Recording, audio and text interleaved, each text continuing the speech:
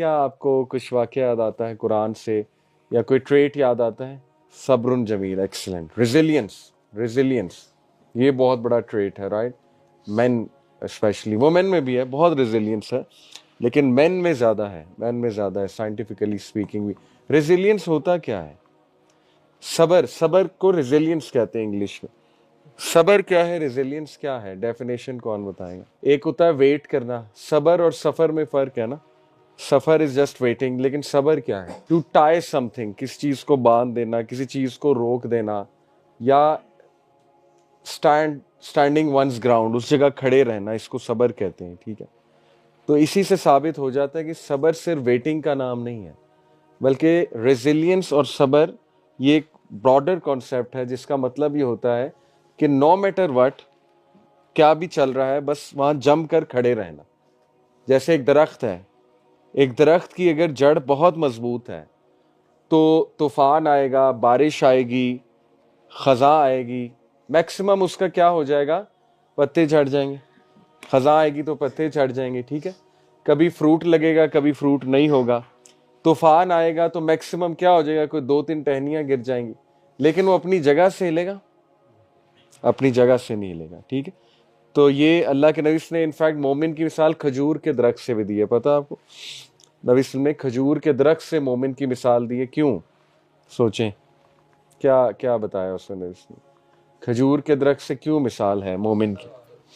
सदाबहार है। और थोड़ा और डीप जाएं जी।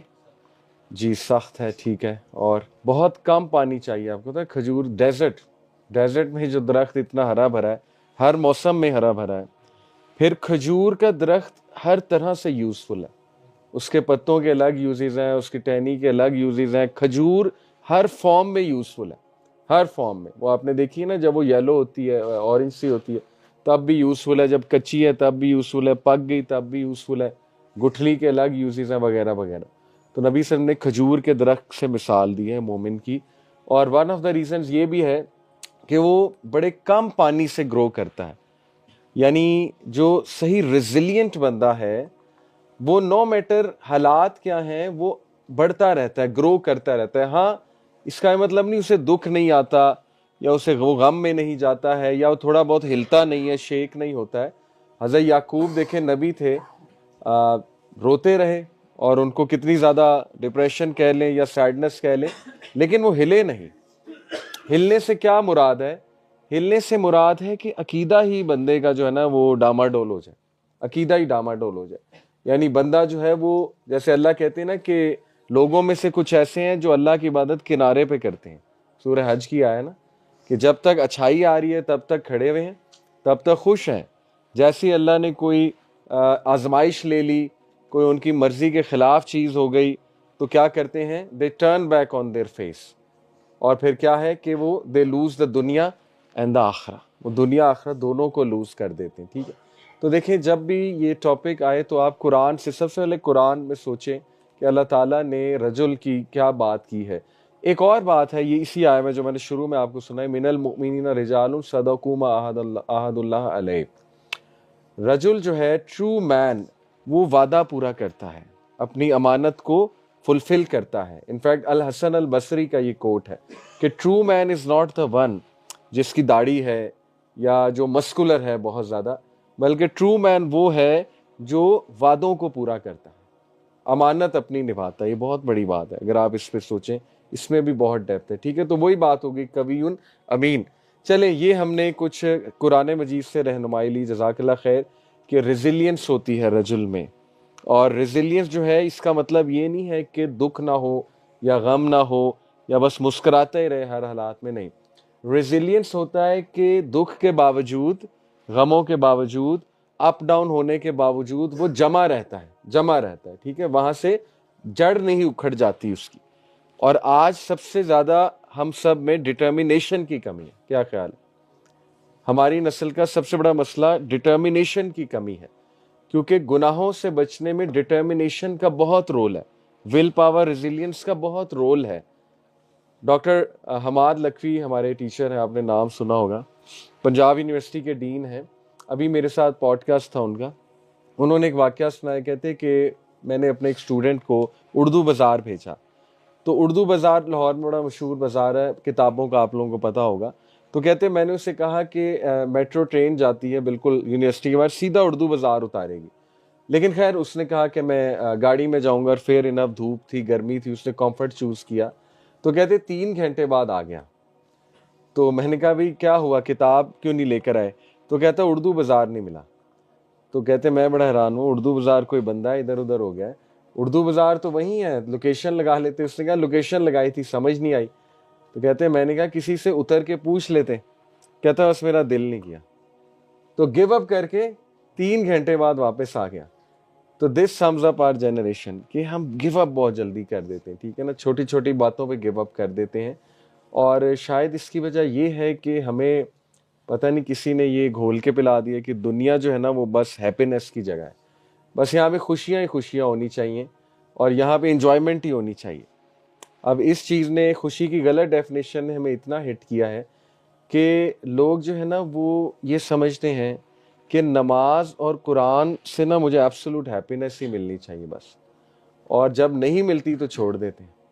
ऐसे ही है, देखें कितना हिट किया, इबादत के कॉन्सेप्ट को भी हिट किया इस खुशी की डेफिनेशन ने, कि लोग ये समझते हैं कि जब मेरा कोई मसला चल रहा है ना तो मैं नमाज शुरू कर दूं, और जैसे ही मैं सलाम फेरूं मसला हल हुआ हो, और अगर 5-6 नमाजों के बाद ना हल हुआ हो तो फिर नमाज ही गलत है, ठीक है, फिर नमाज नहीं पढ़नी चाहिए, फिर जो है ना कुरान भी नहीं पढ़ना चाहिए, क्योंकि ना कुरान से मसला हल हुआ, ना नमाज से, ना दुआ से।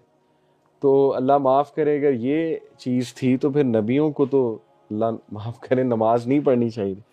नबियों को कितनी मुश्किलात आई हैं, कितने मसाइल का वो शिकार थे, कितने चैलेंजेस थे।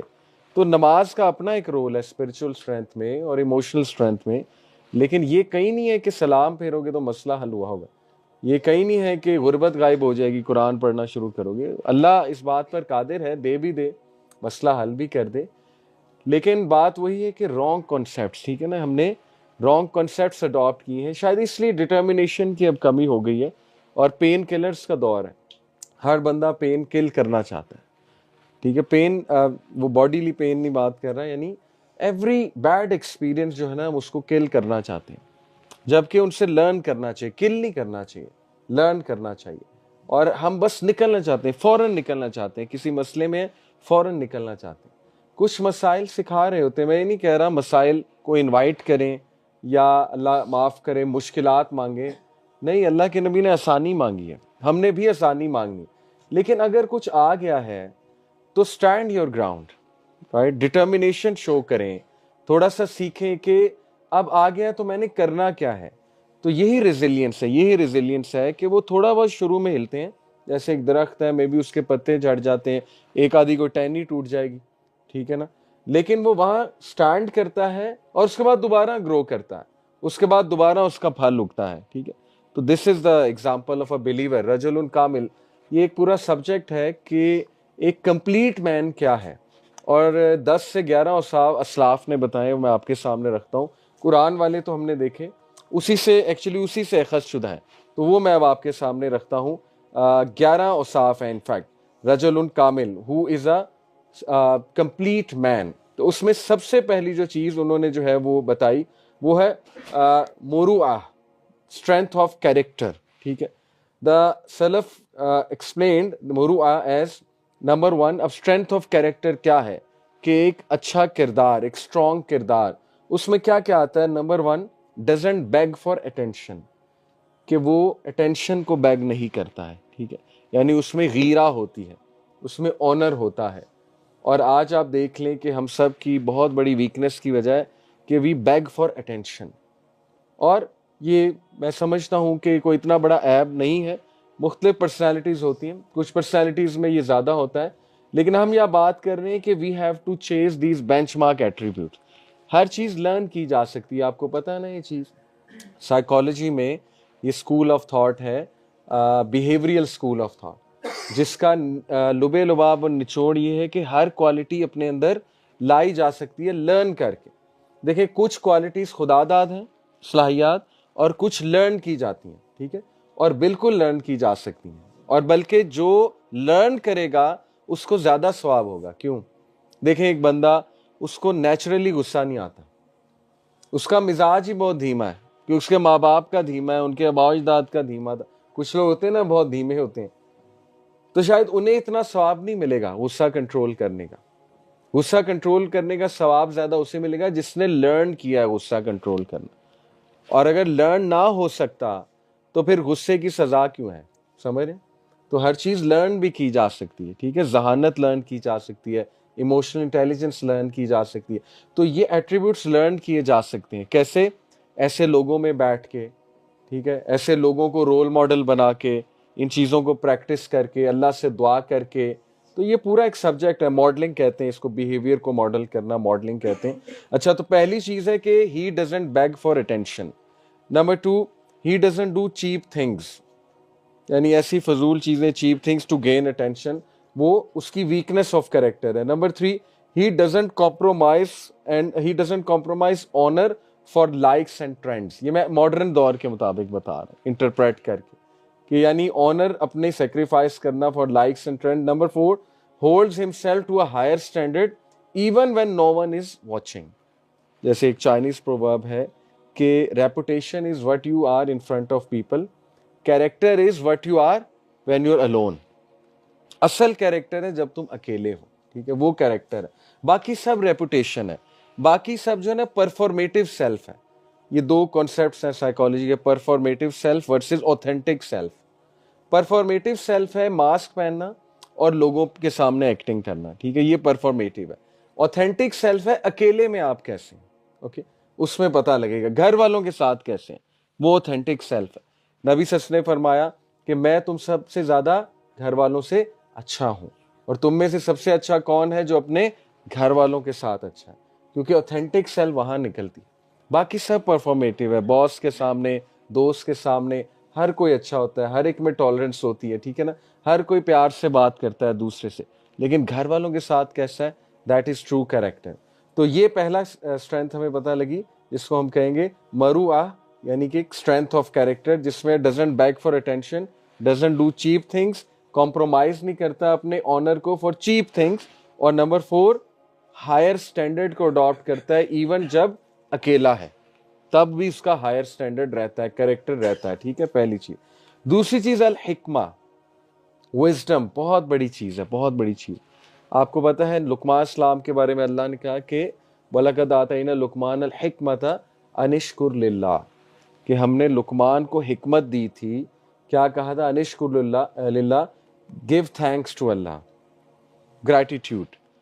ग्रैटिट्यूड इज हिकमा, शुक्र गुजारी हिकमा है, ट्रस्ट मी। बहुत कम लोग शुक्रगुजारी करते हैं। आप सोचें आपने लास्ट टाइम सजदा शुक्र कब किया था? सजदा शुक्र जो है ये सुन्ना मौक़दा है, सुन्ना मौक़दा, और ये थेरेपी है, पूरी थेरेपी है, ठीक है।